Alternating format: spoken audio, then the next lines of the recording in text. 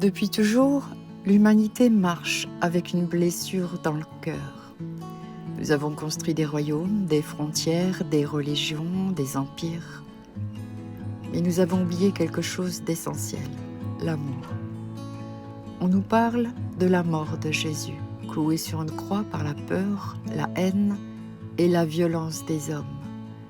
On nous parle des guerres qui ont brûlé des peuples entiers, des esclaves arrachés à leur terre, privés de leur nom, de leur liberté, de leur dignité, des croisades menées au nom de Dieu, alors que Dieu parlait peut-être simplement d'amour et de pardon, des peuples divisés, des familles détruites, des générations élevées dans la colère et la vengeance.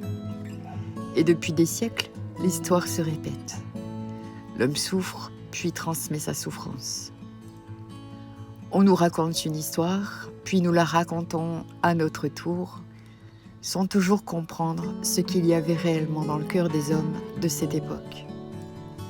Cela ne veut pas dire nier la douleur, ni oublier les crimes, ni effacer les larmes de ceux qui ont souffert.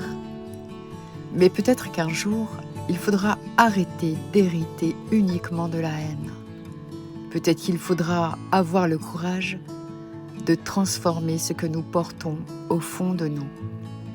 Parce qu'au final, qu'est-ce qu'il nous manque réellement depuis le début?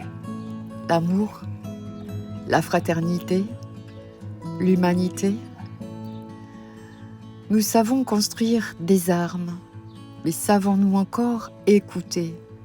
Nous savons juger, condamner, diviser, mais savons-nous pardonner? Le pardon n'efface pas le passé, mais il peut empêcher le passé de détruire l'avenir. Alors oui, peut-être que la vraie révolution n'est pas politique, religieuse ou militaire.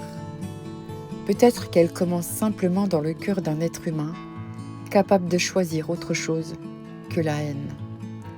Changer profondément, aimer malgré les blessures, tendre la main malgré l'histoire, créer un monde où l'on cesse enfin de reproduire la souffrance des générations passées. Est-ce possible? Je ne sais pas. Mais si l'humanité ne réapprend pas à aimer, alors nous continuerons éternellement à nous détruire en croyant défendre la vérité.